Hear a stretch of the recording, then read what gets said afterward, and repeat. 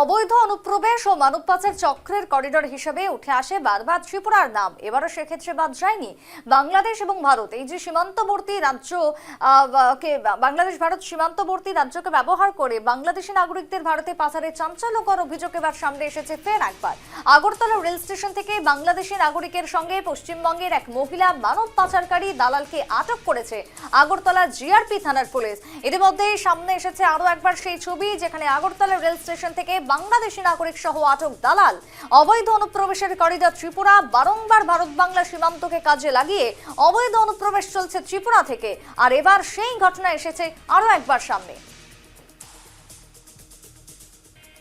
আমাদের আগরতলা জিআরপি থানার sub inspector Pankaj বিশ্বাস, ওমেন স্টাফ এবং অন্যান্য স্টাফ যে আমাদের জেনারেল চেকিং করছিল আগরতলা রেল স্টেশনের মেইন গেটের সামনে, তখন তারা লক্ষ্য করে যে একজন প্রায় 24-25 বছর বয়সী একজন ছেলে এবং একজন মেয়ে পুলিশ দেখে স্টেশনে ঢুকতে তারা একটু সংকোচ করছে।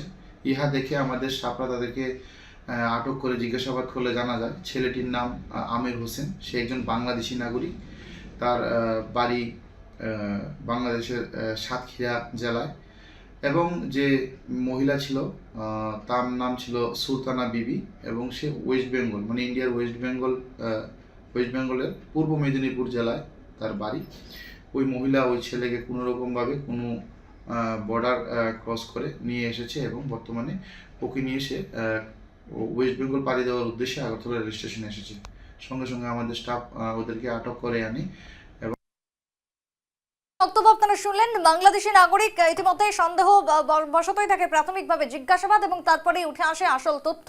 তবে শুধু সেই বাংলাদেশি অবৈধ অনুপ্রবেশকারী নয়, তার সাথে যে বা যারা যুক্ত রয়েছে ভারতে প্রবেশ করার ক্ষেত্রে, যারা কাজ করে চলেছে বারংবার, সেক্ষেত্রে এক দালাল বা টাউটকে আটক করা হয়েছে ইতিমধ্যেই।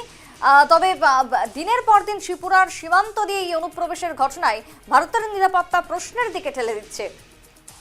সরাসরি যাব, কিশোর জুড়ে গেছে এই মুহূর্তে, রয়েছে ত্রিপুরা থেকে। কিশোর, ত্রিপুরাকে বারবার আমরা দেখেছি, এর আগেও নতুন কোনো কিছু নয়, বারবার করিডোর ত্রিপুরা হচ্ছে। বাংলাদেশ যখন উত্তাল তখন যেন আরো বেড়ে উঠছে সেই ছবি।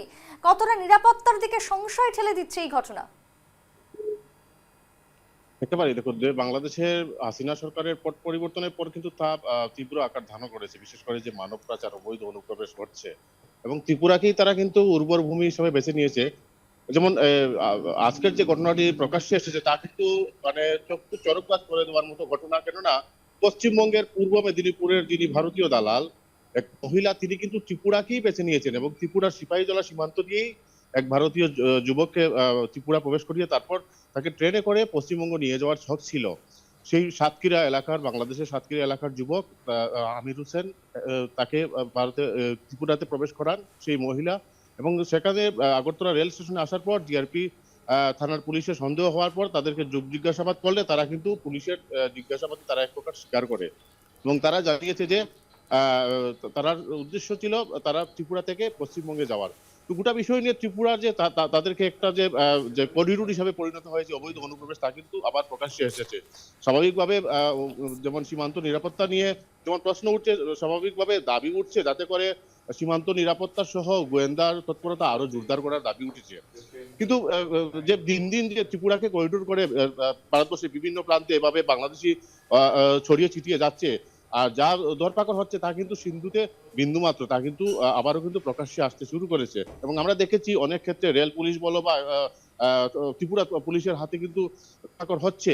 কিন্তু এভাবে যে বহিরাজ্য থেকে এসে ত্রিপুরা রাজ্য থেকে সীমান্ত পার করে বাংলাদেশিকে নিয়ে যাওয়া, তা কিন্তু এক প্রকার বিরল ঘটনা। স্বাভাবিকভাবেই দাবি উঠছে তাতে করে সীমান্ত নিরাপত্তা সহ গোয়েন্দা তৎপরতা আরো বৃদ্ধি করার জন্য। সুপ্রীতি।